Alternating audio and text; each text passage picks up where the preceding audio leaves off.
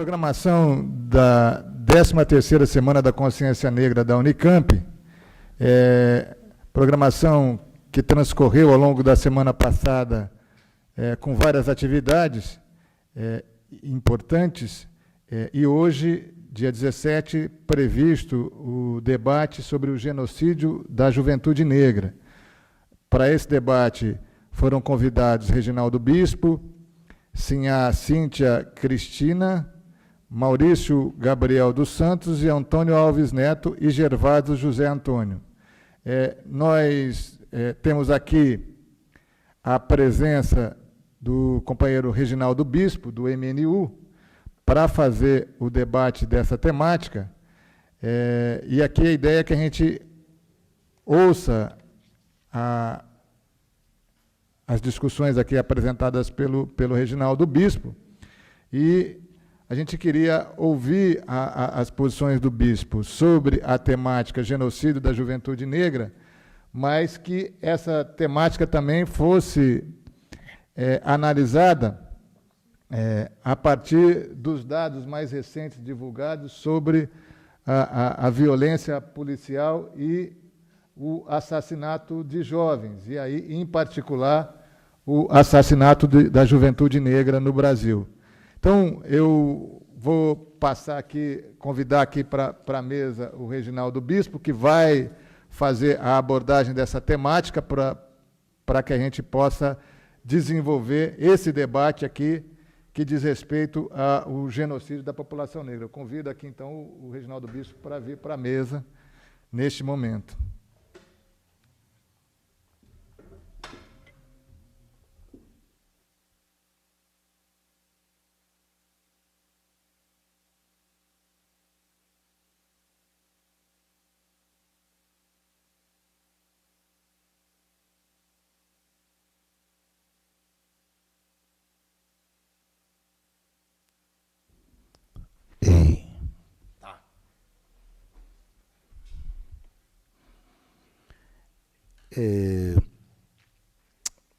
Boa tarde para os presentes e para os que ouvirem isso depois, né?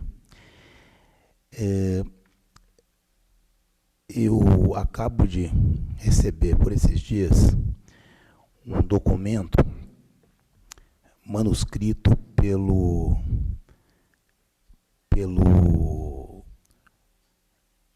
Duque de Caxias, em que se refere à guerra, à Revolução Farroupilha no Rio Grande do Sul, e o Duque de Caxias orienta as tropas imperiais a permitir a fuga dos comandantes dos revoltosos e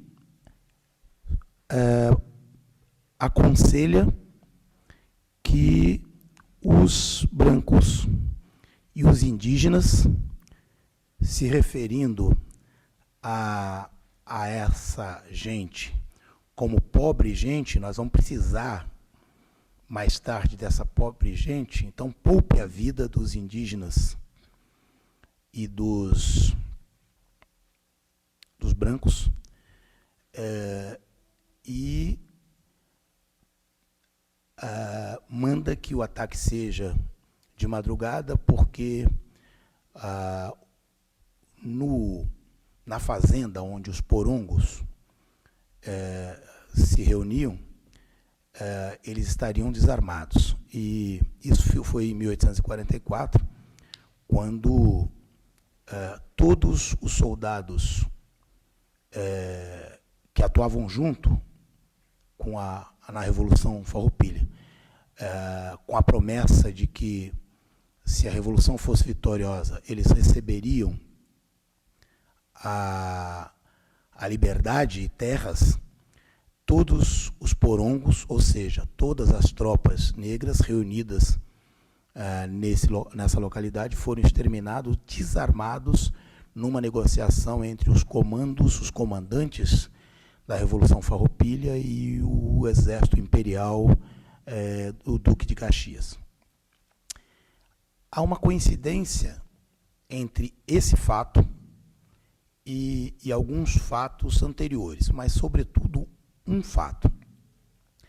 A Célia Maria Marinho, a professora de História aqui da Unicamp, na sua tese, que virou livro, Onda Negra, Medo Branco, a Célia conta que, a partir de 1840, começa a ser discutido na Câmara Imperial, no Rio de Janeiro, e na Assembleia Provincial de São Paulo, legislativa,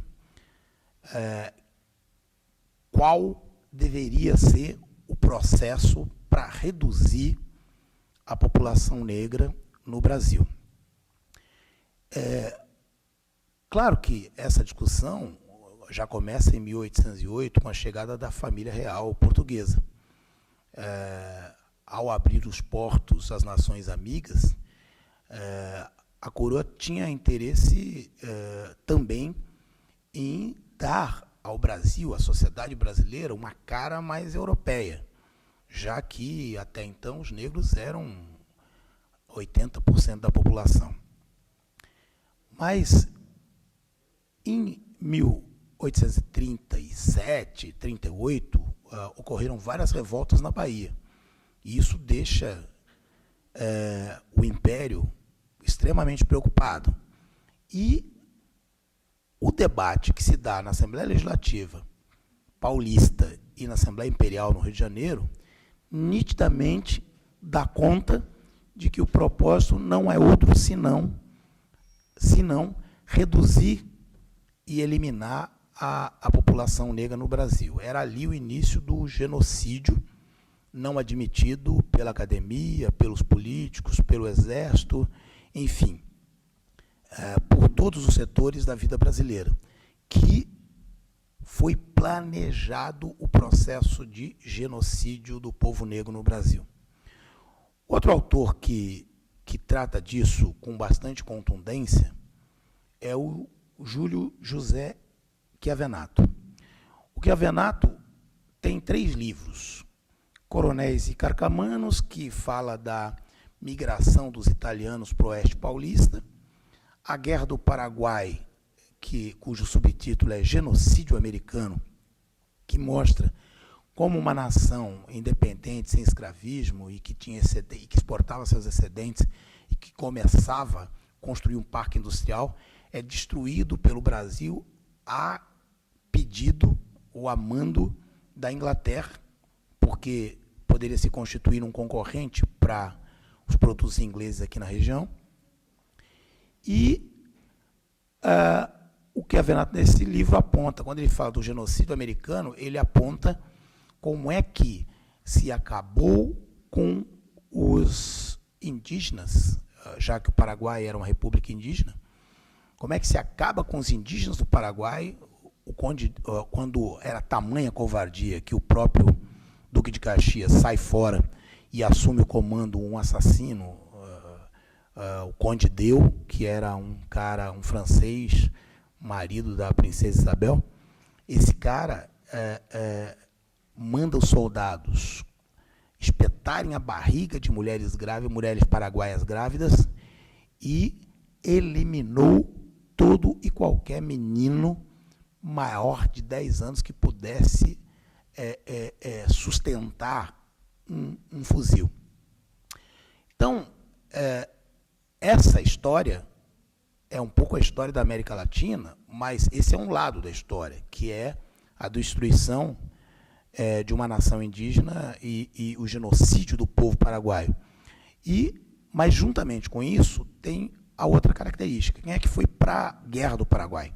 Quem foi para a Guerra do Paraguai foram negros escravizados, que eram capturados ou mandados à força para a frente de batalha, sem armas de fogo, era faca, punhais, facão e lança. E há uma frase famosa, inclusive, do presidente do Paraguai, comandante-em-chefe das tropas paraguaias, que ele diz o seguinte: ele não sabia se os soldados brasileiros eram bravos ou loucos, porque enfrentavam a artilharia paraguaia com facas e lanças de peito aberto. Era fazer isso ou ser abatido pelos tiros dos oficiais do Exército Brasileiro, do Exército do Caxias, que eram todos brancos, que não confiavam nos soldados negros, porque eram colocados à frente de uma batalha que não era sua batalha. Pois é, Revolução Farroupilha, o Caxias autoriza o extermínio dos batalhões de soldados negros desarmados depois de um acordo com as elites do Rio Grande do Sul. E, no Paraguai, desaparecem, o Exército admite que morreram 158 mil soldados brasileiros, todos negros. E só que o Chiavenato denuncia que entre o censo de 1860 e o de 1870, desaparece das estatísticas do Brasil cerca de 1 milhão de negros. Isso significa dizer que estava a todo galope o processo genocida de branqueamento da sociedade brasileira. E isso era planejado pelas casas legislativas do Rio de Janeiro e de São Paulo, com concordância, obviamente, do imperador. Tanto é que o executor dessa obra não era ninguém mais, ninguém menos do que o Duque de Caxias. Então, nós temos elementos de sobra para entender que o surgimento da nação brasileira exclui, de antemão, a população negra e indígena. E por quê? Os indígenas que passaram por um processo de genocídio que todo mundo conhece. E os negros que passam por um processo de genocídio planejado pelo Estado, desde o seu nascimento, desde 1808, com agravante das casas legislativas discutirem esse processo a partir de 1840, como denuncia a Célia Maria Marinho, e com a sua colocada em prática já na Revolução Farroupilha, em 1844. Bom, esse genocídio, que começou a grande pique em 1860, durante a Guerra do Paraguai, não deixou mais de ocorrer, quer dizer, ele só se intensifica porque a abolição traz novos elementos do genocídio. A abolição liberta os escravizados, mas não providencia formas de integrar essa população na vida da nação. Porque o caráter dessa nação, que já tinha sido pensado lá em 1808, mas que é repensado em seus detalhes a partir de 1840 pelas casas legislativas de São Paulo e do Rio, é que estava sendo constituída uma nação europeia, de povo europeu e de cultura europeia. Não havia espaço na nação que surgia por esse período para outros povos. Os outros povos estavam fora do processo. E a maior prova disso é a manutenção dos libertos fora do mercado de trabalho livre. Se a gente observar, ainda nos anos 50, 60, até 70, você vai encontrar um número muito grande de negros velhos. Aqui em Campinas tinha o que ficou bastante conhecido, Firma Negra, que eram caras que piraram por conta de ter a sua dignidade e a sua credibilidade destruída junto aos seus familiares, porque não conseguia emprego e, portanto, não conseguia contribuir para a sobrevivência da família, e também desmoralizado perante a sociedade, porque eram caras que para eles não havia trabalho, então só restava a cachaça e a loucura. Essa realidade só vem a mudar efetivamente em 1930, com a lei dos 2/3 do Getúlio Vargas, que obriga as empresas estrangeiras a ter 2/3 de trabalhadores nacionais, quando o negro entra no mercado de trabalho pela primeira vez. E a outra medida que também tem a ver com isso, que é o Getúlio decreta o fim da lei do encilhamento, que era uma lei que tinha como objetivo amealhar recursos públicos, do Tesouro, para financiar, em princípio era para pagar, indenizar a libertação da escravidão, o que foi frustrado pelo Águia de Haia, mas que até 1937 financiou a primeira cotas, não, a primeira cotas é a cotas dada aos estrangeiros que vinham se instalar aqui, os italianos sobretudo, já no final do século XIX, com o pagamento de passagem, com emprego e com financiamento para adquirir terras. Mas a primeira cota pública, explicitamente em benefício de um setor no Brasil, se dá através dos recursos da lei do encilhamento, que garantia aos filhos da oligarquia brasileira estudar na Europa, pago pelo governo, com recursos da lei do encilhamento. E essa lei, durante muitos anos, até 1937, garante a graduação, mestrado e doutorado de muitos filhos das oligarquias brasileiras. Bom, chegamos aqui em 1937, não esquecendo que, na virada do século, teve aquela grande repressão sobre os revoltosos baianos e teve também, em 1910, a violência, a forma violenta como o Estado reage à revolta da chibata dos marinheiros no Rio de Janeiro.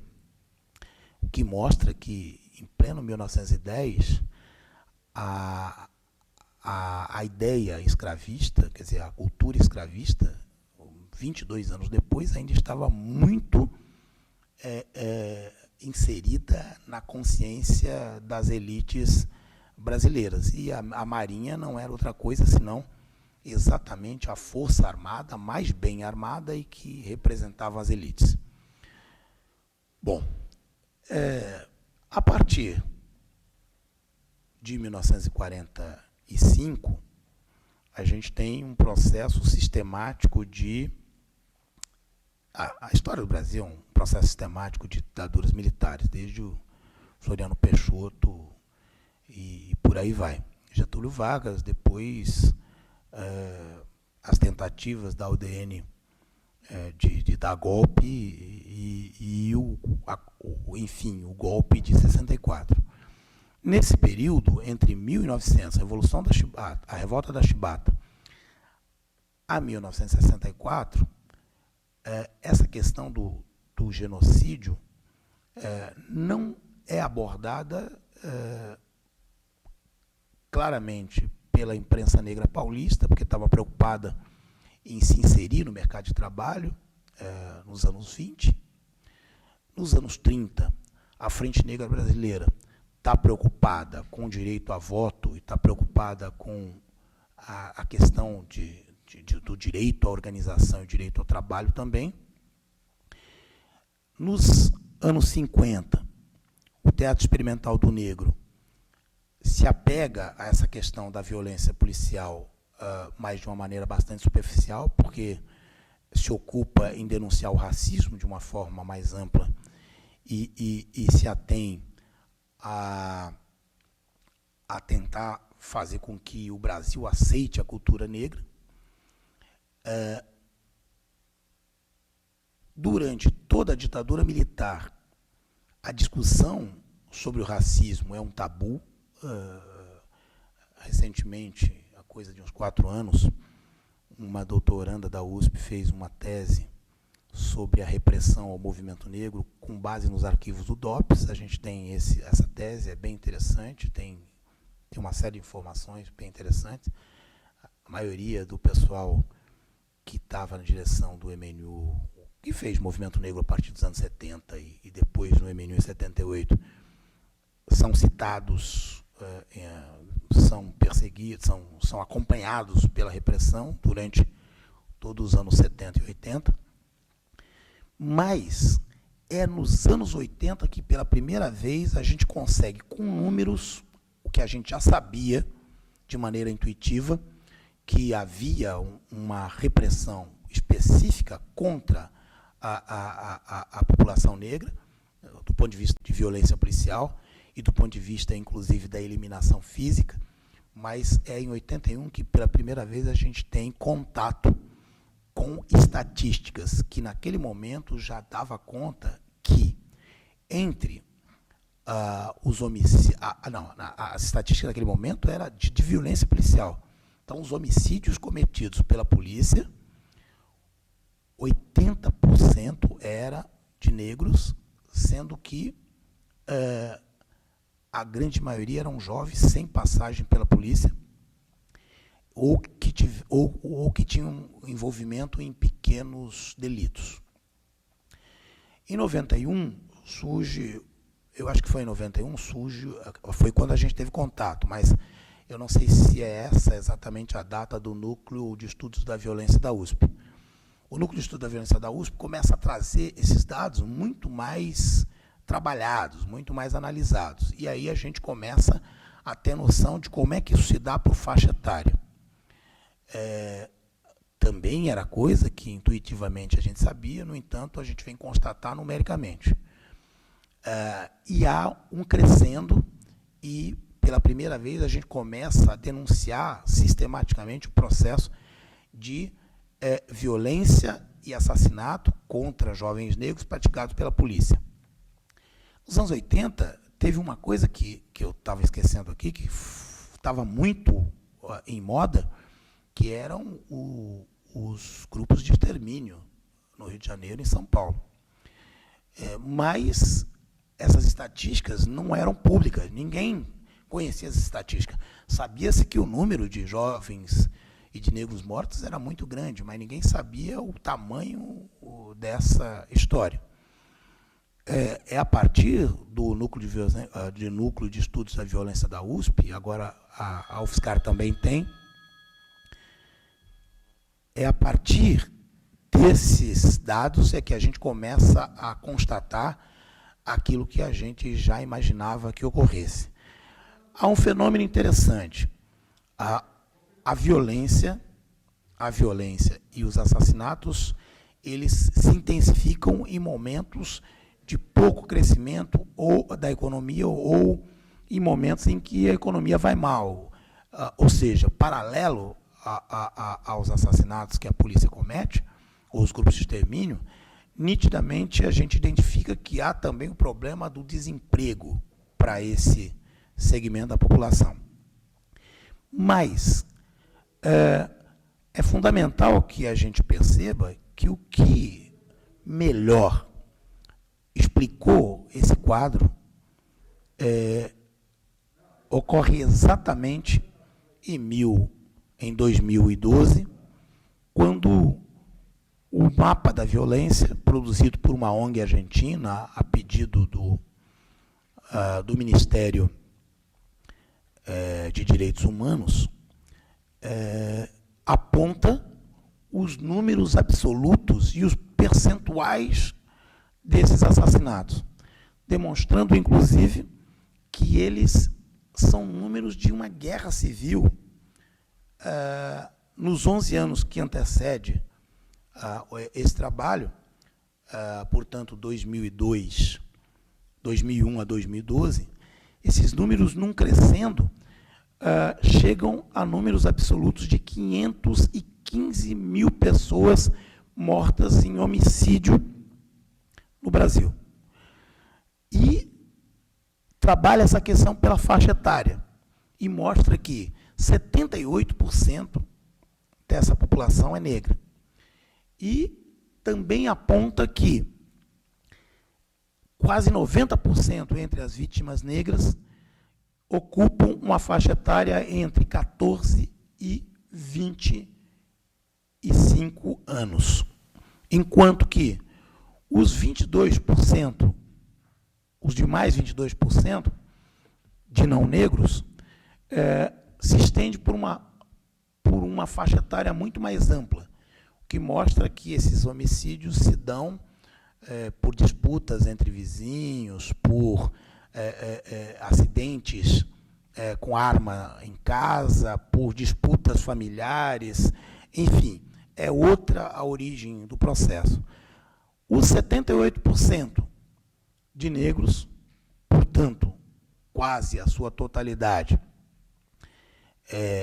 de jovens entre 14 e 28 anos, são vítimas de dois tipos de homicídio.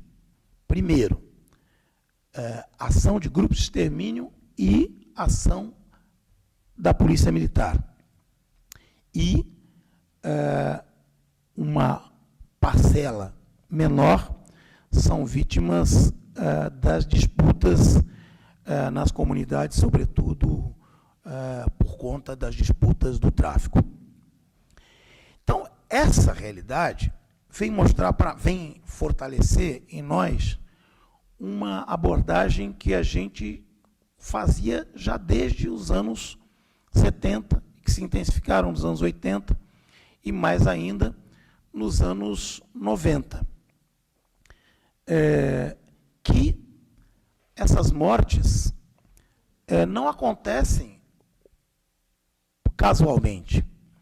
Essas mortes ocorrem ou porque os grupos de extermínio têm vínculo com comerciantes locais,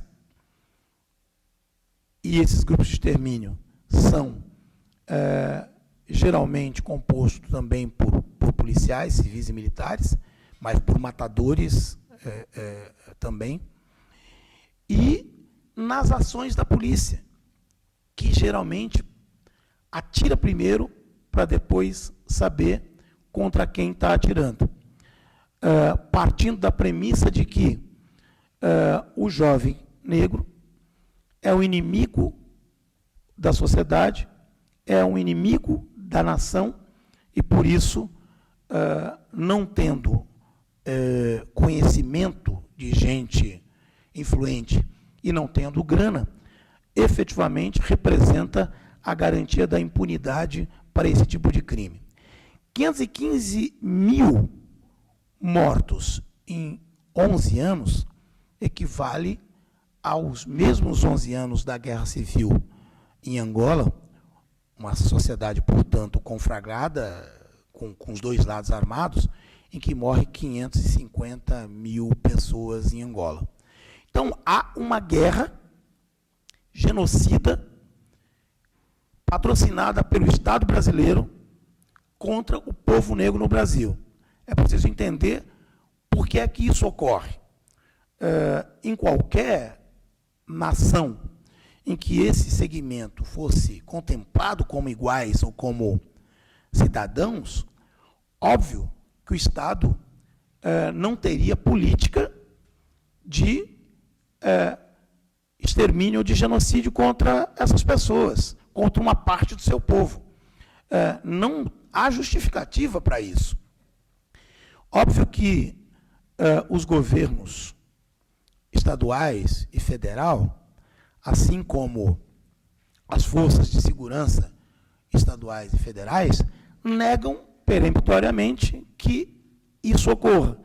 Mas eles não conseguem justificar os números. Essa é a questão muito objetiva.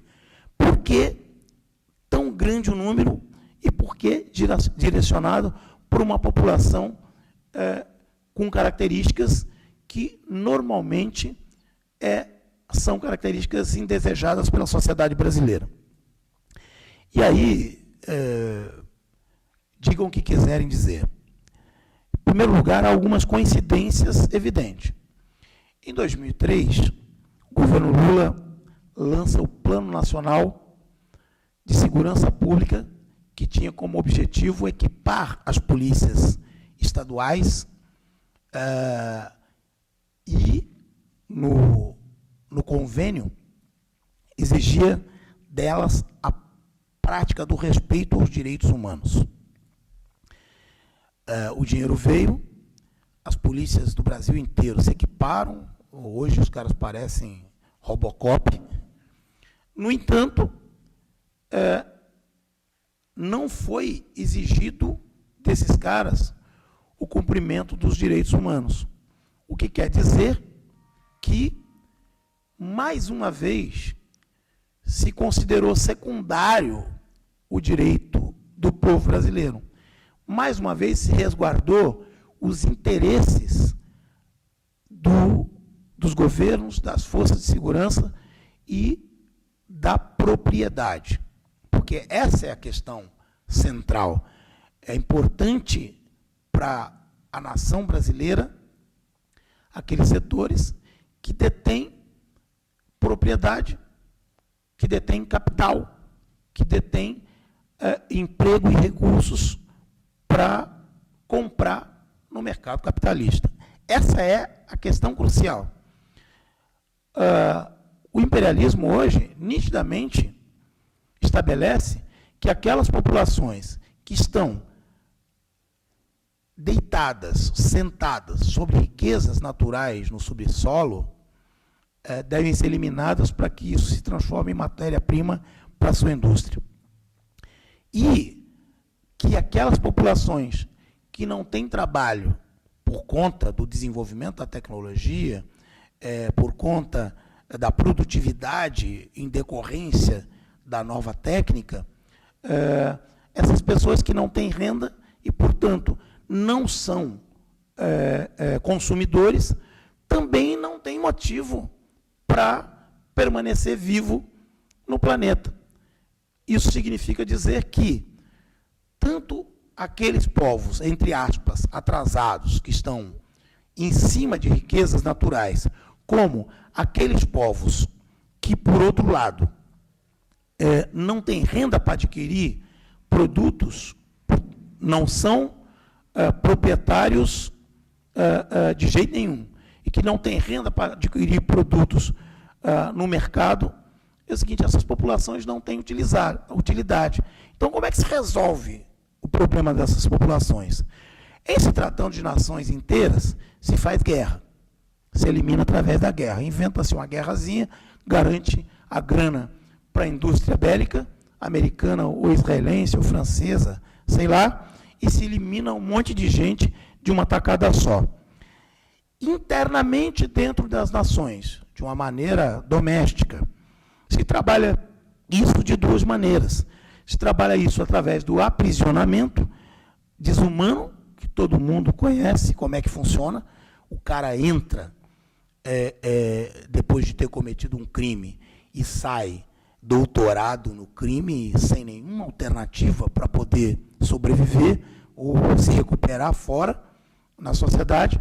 Então, esse cara é inevitável, ele volta, quando ele sai, ele volta para o crime.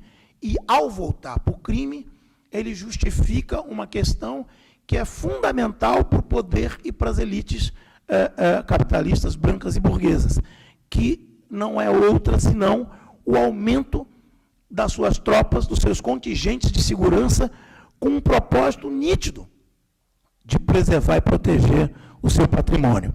Ou seja, o tempo inteiro o sistema cria a miséria, a pobreza e a marginalidade, aposta nisso, como maneira de aumentar os seus contingentes de segurança, que tem como objetivo proteger o patrimônio, eliminando sistematicamente essa população que não detém poder econômico, que não detém patrimônio e, por conseguinte, não consegue, de modo nenhum, obter influência, seja na valorização da sua cultura, seja no reconhecimento dos seus direitos e dignidade, seja na garantia básica para qualquer cidadão, que é o direito à vida.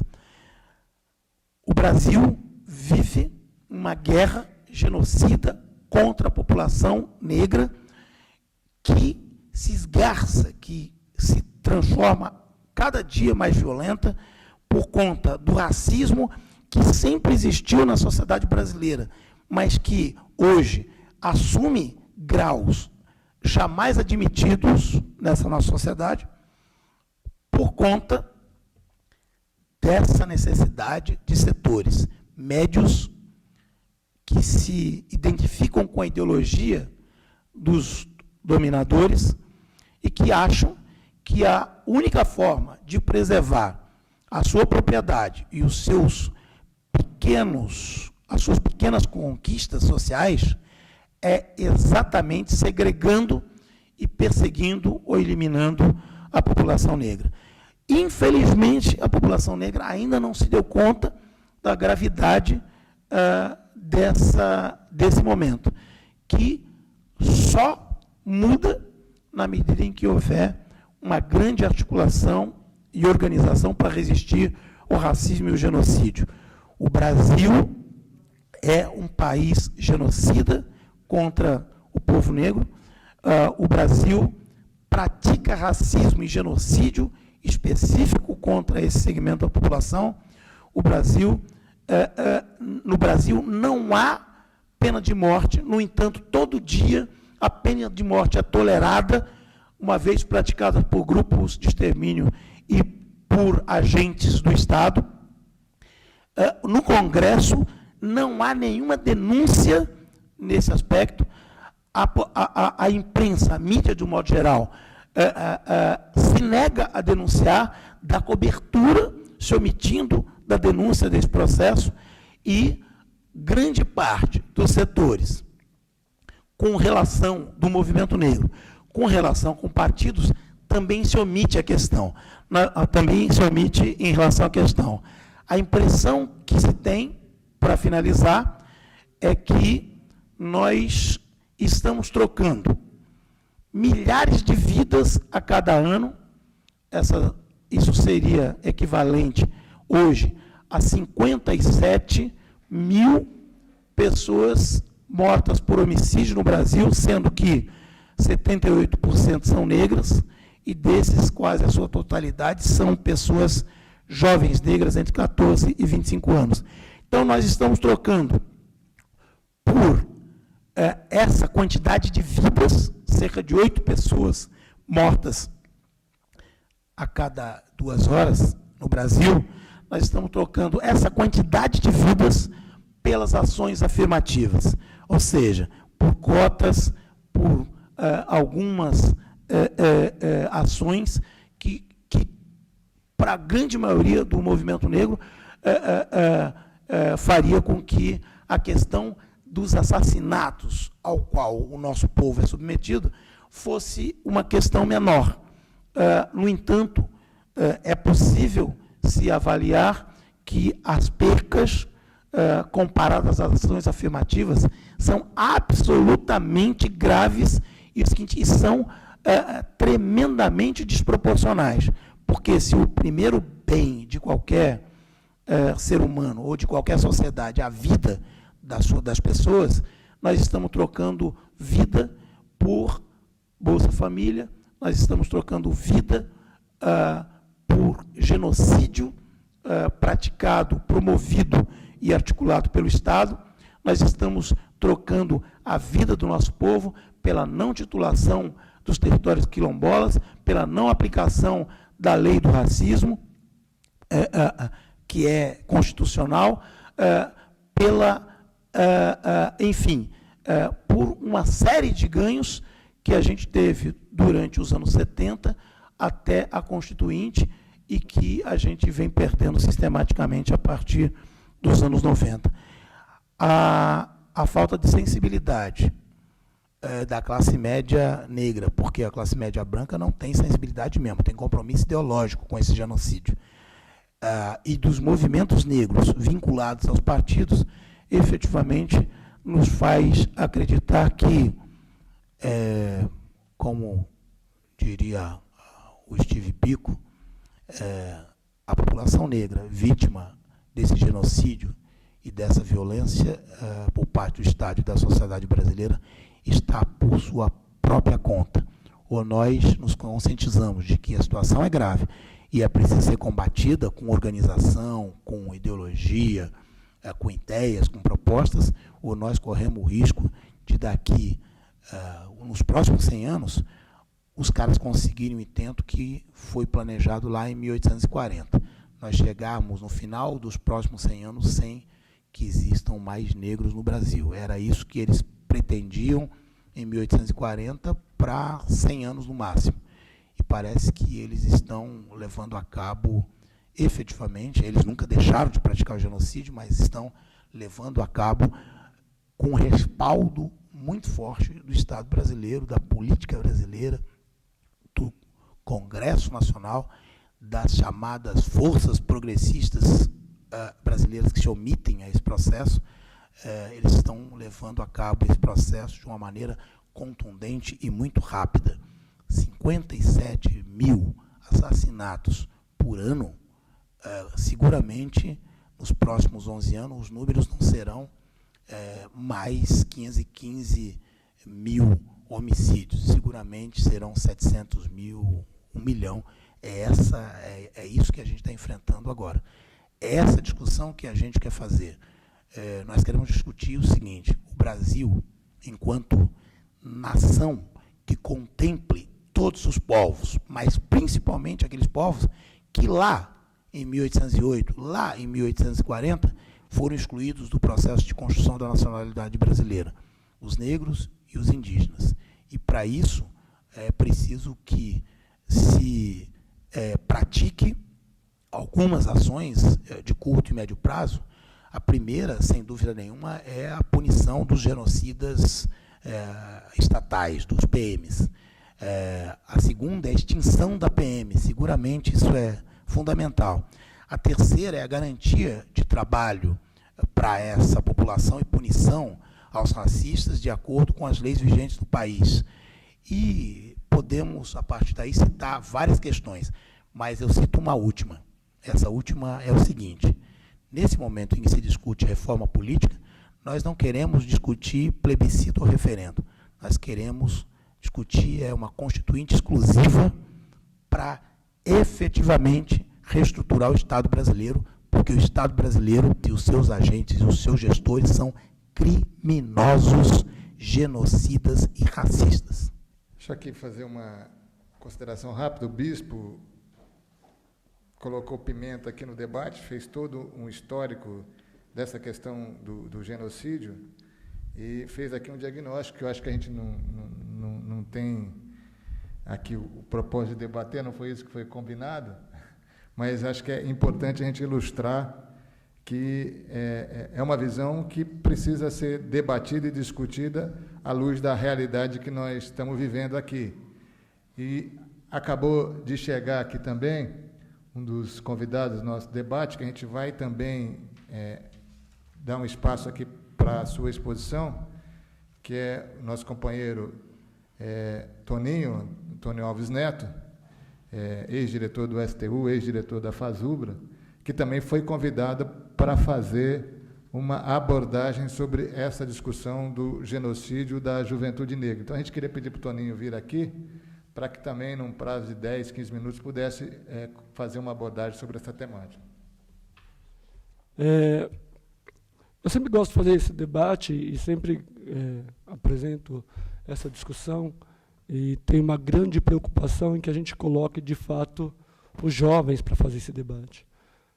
Até porque é um tema bem direto e nós que já estamos, ou passamos da metade do século, estamos com mais de 50 ou com menos de 50, passamos aqui a nossa experiência do que vivemos ao longo do processo. Porque, na verdade, como diria a letra do Racionais MCs, a gente contrariou a estatística.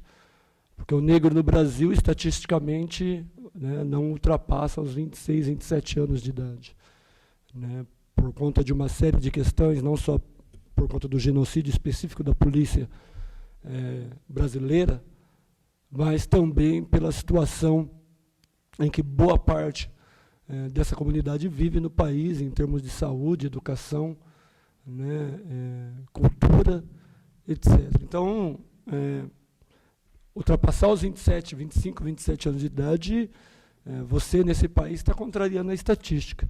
Acho que, historicamente, o bispo colocou, peguei alguns elementos aqui que o bispo havia colocado, do processo do genocídio ao longo da história, não só do Brasil, mas do genocídio na história do mundo, né, em populações, comunidades africanas, como tem ocorrido ainda, seja através de guerras, ou seja através de doenças, né, que a gente assiste na África, e sem que não haja nenhuma importância por parte do mundo mais envolvido em, de fato, fazer uma distribuição de renda mundial ou discutir a questão da África de uma forma que possa resolver a questão do genocídio da população africana.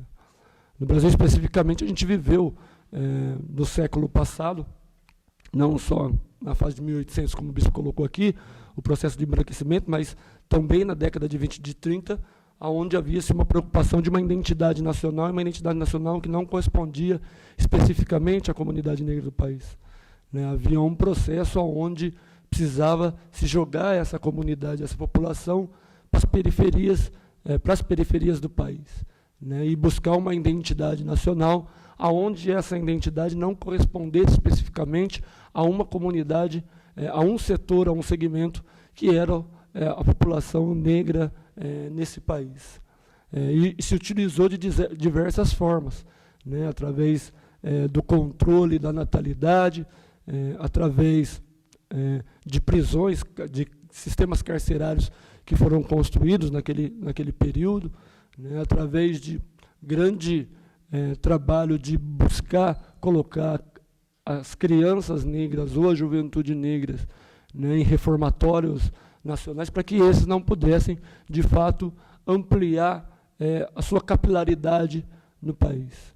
Hoje nós não assistimos, eu queria citar uma questão que eu vi recentemente, a gente não está vivendo um momento muito diferenciado nesse processo eleitoral que houve recentemente. Houve um grande ataque à população nordestina e negra desse país.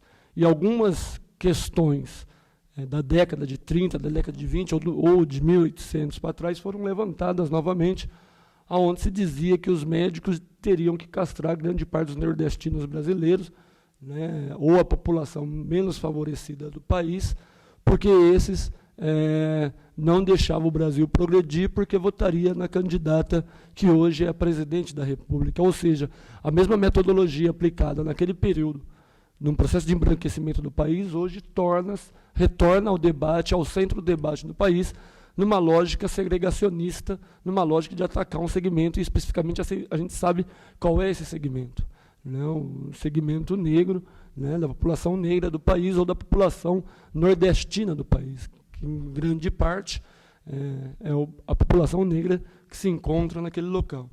Do ponto de vista específico do ataque da PM, a gente viveu processos recentes em Campinas, em São Paulo, e temos vivenciado isso ao longo do tempo. O Estado brasileiro, como já foi citado aqui, não tem nenhuma política de diálogo com a juventude negra desse país. Não há nenhuma preocupação de desenvolver políticas sociais, políticas culturais, também que atenda uma demanda dessa mesma comunidade. Embora haja, do meu ponto de vista, um avanço na questão educacional, ou seja, a abertura da questão das oportunidades para essa população, tanto do ponto de vista da escolaridade, quanto do ponto de vista da universidade, mas esse problema não se resolve apenas pela questão de cotas, né? Esse problema se resolve com uma política completa, até porque entender que cotas é um processo, é parte de um processo onde se busca a equidade dos segmentos no país. Portanto, se você não busca uma política completa que resolva o problema, a tendência é você utilizar o outro braço do Estado, que é o braço mais forte do Estado, de massacrar um segmento que é o braço forte, que é a questão das Forças Armadas, da polícia no país. Recentemente surgiu um estudo no país, até foi ponto de debate num dos programas de televisão, onde se dizia que o sistema carcerário do Brasil está saturado, e esse sistema carcerário, da forma que ele continua crescendo, daqui a pouco a gente vai ter que ter cadeias em todas as cidades do país, né? Não só cadeias em cidades isoladas, mas em todas as cidades do país. E por que isso acontece? Porque, na verdade, tendo o governo não atacado de um lado, que é a questão educacional, a questão cultural, a questão social, a tendência e a expansão da violência do país é de forma até mesmo natural que ocorra. Agora, o problema é que a polícia militar está preparada não para prender essa juventude, mas para que ela não chegue, inclusive, na cadeia do país. Ou seja, você precisa exterminar para que não haja também um boom nas cadeias nacional, então você mata antes que você possa prender efetivamente esse segmento da população, para que também não sofra um processo de esgotamento do sistema carcerário em todo o país e especificamente no estado de São Paulo, onde o governo do estado busca, inclusive, políticas de compensação à PM para que essa ou prenda, ou indiretamente, né, ou prenda ou mate o que os bandidos, né, os ditos bandidos que estão fora do sistema do Estado. Então, essa premiação, que é comum, inclusive, no serviço público do Estado de São Paulo, a gente assiste isso nos professores secundaristas, a gente assiste isso num projeto, né, na universidade de premiação, de gratificações, também alardeia-se no campo da polícia militar. Então, há uma necessidade, e por isso essa preocupação com a questão do genocídio, há uma necessidade de você, cada vez mais, cercear direitos desse segmento no país. Não é à toa que as Forças Armadas hoje no Brasil atuam nos setores das favelas do Rio de Janeiro e, por consequência, há uma política de atuar também nas favelas de todo o país. Né? O Exército daqui de Campinas, recentemente, coisa de 4 anos atrás, se transformou de blindagem leve para setor de atuação em conflitos sociais. Né? Isso é uma política nacional, ou seja, o Exército agora também está preparado para fazer o confronto em o que se chama de conflitos sociais.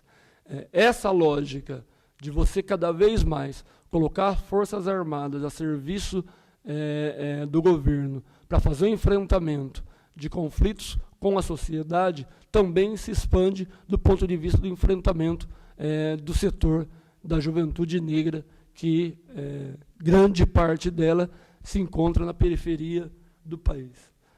Particularmente, acho que nós precisamos aqui, e tenho me debruçado sobre isso, apontar algumas soluções ou fazer alguns apontamentos do que é possível se fazer para enfrentar esse ataque direto a esse setor ou a esse segmento da população. Acho que o nosso papel é reorganizar, e eu acho que o termo é esse, reorganizar os movimentos negros do país, porque também houve, num processo, tanto do governo Lula quanto do governo Dilma, um certo processo de amortecimento dos movimentos sociais e populares desse país. Né? Não há mais conflito do ponto de vista da organização do movimento social, porque o governo injeta indiretamente dinheiro em alguns segmentos, não estou generalizando aqui, mas em alguns setores, através de editais, através de projetos, o que acaba boa parte dos movimentos populares deixando de fazer a luta real e fazer o enfrentamento real com as políticas de ataque do governo. Então, há que se reorganizar o movimento e buscar uma unidade do ponto de vista do diálogo de bandeiras que sejam comuns de enfrentamento da retirada dos nossos direitos. Por exemplo, acho que temos que nos organizar para orientar essa juventude de como enfrentar os ataques da polícia militar. Milton Santos dizia uma coisa muito interessante, que eu gosto de citar. Ele dizia que a juventude da periferia precisa se utilizar das ferramentas que a burguesia despeja todos os dias, a burguesia, o capitalismo despeja todos os dias na sociedade. Por exemplo, o celular, que era uma coisa, até pouco tempo atrás, inacessível a alguns segmentos da sociedade, hoje é um instrumento que as pessoas não ficam sem. É um instrumento que barateou muito o seu custo. Há que se utilizar desse instrumento. Há que se utilizar das mídias alternativas para que nós possamos fazer as denúncias necessárias dos ataques frente a esse segmento da sociedade. Dos ataques da polícia militar, por exemplo, com relação à juventude. Precisamos gravar, precisamos colocar no ar, precisamos denunciar, mas mais que isso, precisamos orientar a juventude de quais são os seus direitos, de como enfrentar qualquer ataque que possa sofrer, seja da polícia militar, seja do Estado de uma forma geral. Também acho que o nosso papel, mais do que isso, é reorganizar de uma forma que a gente possa sair novamente às ruas de forma organizada, como foi a marcha de Zumbi dos Palmares a Brasília. Está faltando um pouco isso desse segmento, desse movimento, do ponto de vista de enfrentamento das coisas que vêm ocorrendo.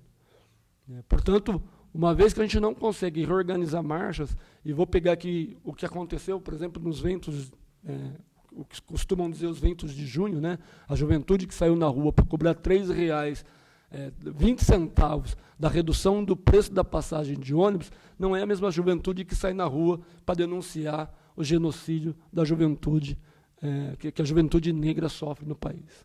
Precisamos organizar marchas nesse país, e grandes marchas, grandes atos, para que a gente possa denunciar isso na rua de forma organizada, né, e fazer esse enfrentamento. E acho que precisamos discutir também, acima de tudo, com parlamentares que se identifiquem com essa questão. Há que se botar o debate nas assembleias, nas câmaras municipais, nas câmaras estaduais, nacionais, esse debate na ordem do dia. Porque também precisamos organizar uma bancada que possa fazer esse debate lá, porque só fazer a movimentação na rua, nesse país, infelizmente, não é uma coisa que se resolve por si só, porque a gente é organizado por leis que muitas vezes não nos favorecem. E, por último, concordar com a última fala do bispo aqui da desmilitarização da polícia militar, que é uma luta árdua, não é uma luta que você resolve num piscar de olho, até porque também ficou claro nessa eleição que a bancada conservadora desse país está se movimentando e se reorganizando para 2018 fazer uma disputa independentemente do guarda-chuva do PSDB nesse país. Né? Tanto é que está flertando-se com o Exército Brasileiro, né? Numa tentativa de uma construção, inclusive, de um golpe aí que a gente tem assistido. Então, precisamos, de fato, fazer essa discussão.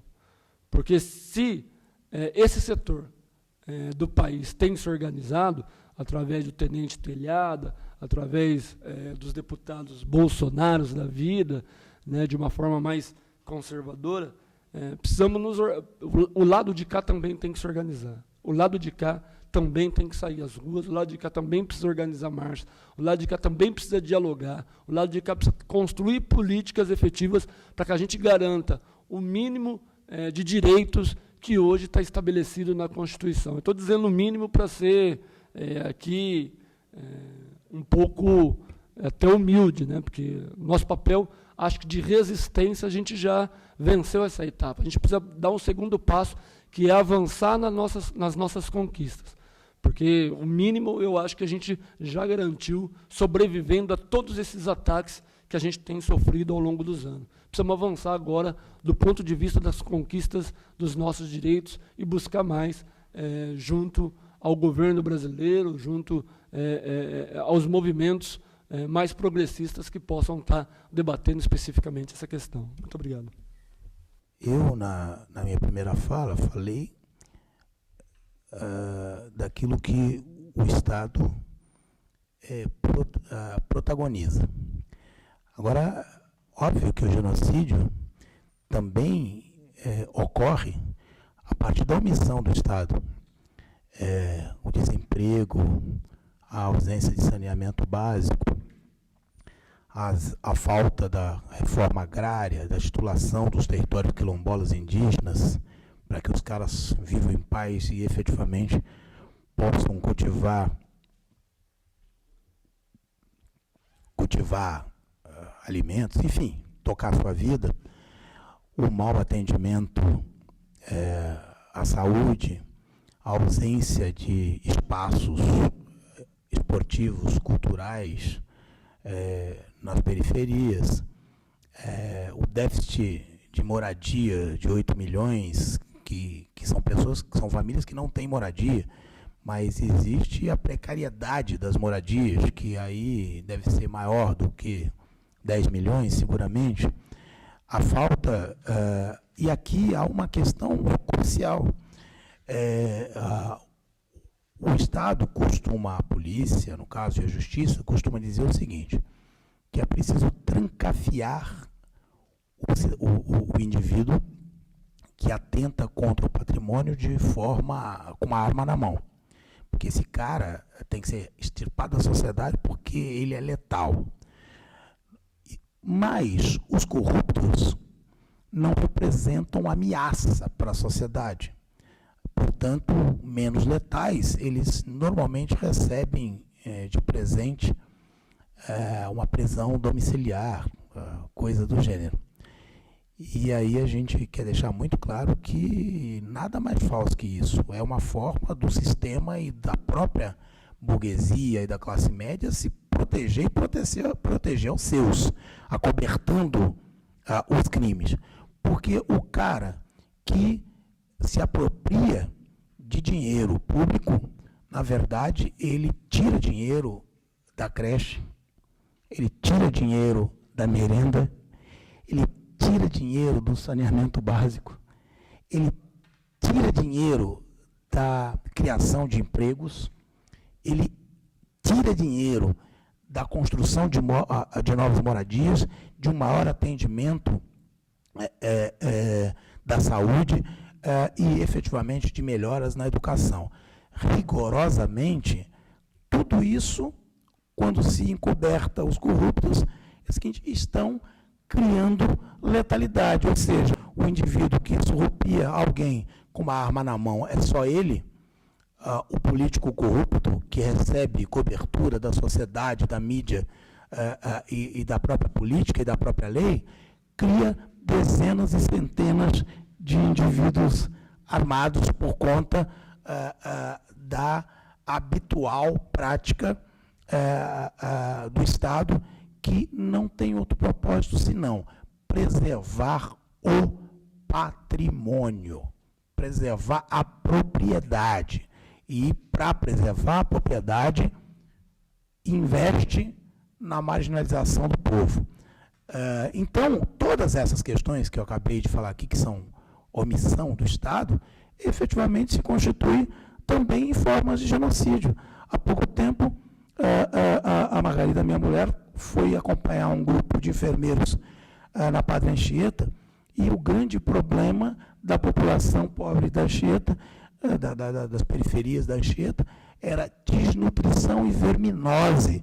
Se morre de desnutrição e verminose no Brasil, e a população que morre de desnutrição e verminose é a população preta, é a população indígena, e a maioria da população, e a população pobre, ela é negra, ela efetivamente tem esse vínculo com as origens africanas. Então, é importante que a gente tenha muito claro isso, que, primeiro, para finalizar, esses temas não tem que ser exclusividade da juventude. Esses temas têm que ser discutidos por todo mundo. A juventude tem que estar presente, tem que participar do processo, tem que se organizar para construir a autodefesa, mas, efetivamente, é um tema que tem que ser de domínio público para que, assim, também congregue pessoas para fazer a luta. E, segundo, acho que, infelizmente, não há sensibilidade por parte da política, dos políticos, dos partidos e do Estado. Não há. Não há porque, durante todo esse período que a gente discutiu aqui na minha primeira fala, nós estamos lembrando como é que se constitui a nação brasileira e na Constituição na Constituição da nação brasileira, essas forças políticas que estão aí há gerações, efetivamente cumprem o mesmo papel. O papel de fazer com que a vítima e o negro vote neles. Mas, efetivamente, não criam condições para que o processo eleitoral brasileiro seja democratizado.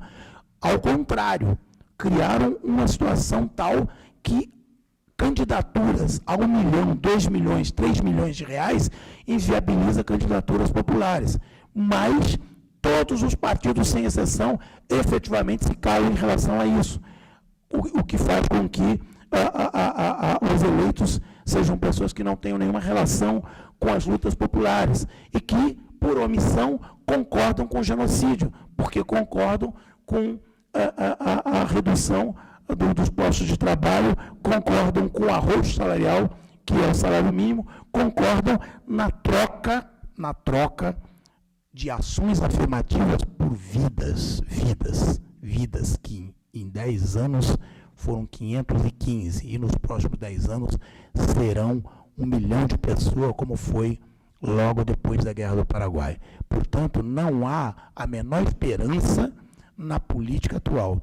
É por isso que a gente insiste que nós não confiamos no Executivo, nós não confiamos no Legislativo, nós não confiamos no Judiciário. Nós queremos uma constituinte exclusiva para debater e discutir todas essas questões relativas ao valor e aos direitos do povo brasileiro, para aí serem contemplados aqueles que há séculos não têm sido contemplados, os negros, os indígenas e a população praticamente toda preta, ou quase toda, ou quase preta, ou quase toda preta, que é a pobreza de todos os espaços desse país. A gente está encerrando. O Berotti vai aqui fazer uma entrega de uma medalha, que é um reconhecimento aos participantes, e um certificado, e dizer que essa temática é uma temática em aberto. Acho que assim trouxe-se aqui alguns elementos importantes, que acho que a gente, alguns deles, inclusive, com bastante unidade, que é o papel da polícia, a necessidade de desmilitarizar a polícia, a discussão da juventude enquanto perspectiva, particularmente a juventude negra, que é a vítima do genocídio hoje, e historicamente, como o bispo aqui retratou na história do Brasil, que tem sido vítima, a população negra, do genocídio do Estado, se coloca uma discussão de fundo, né? As políticas inclusivas, ou as políticas inclusivas que tiveram força a partir do governo Lula, que criou uma classe média negra, ou que ascendeu uma parcela da população negra, ela tem contribuído para esse debate em torno da inclusão da população negra de forma geral e de interferir nesse processo do genocídio? Acho que é um debate que a gente tinha que aprofundar com mais... Posso fazer uma citação aqui? Mais profundidade. E acho que aí um pouco é isso também, continuar o debate e agradecer a presença de todos após ouvir a citação do bispo aí.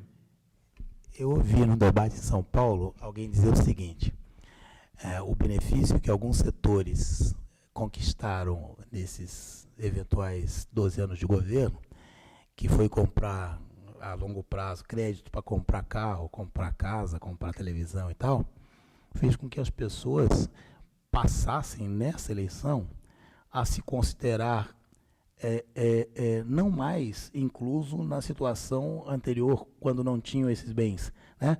Na verdade, essas pessoas votam de maneira conservadora agora porque eles são iguais aos conservadores e eles só acreditam que os conservadores possam preservar aquilo que eles conquistaram nesses últimos 12 anos, que é uma contradição ideológica muito séria, mas está aí.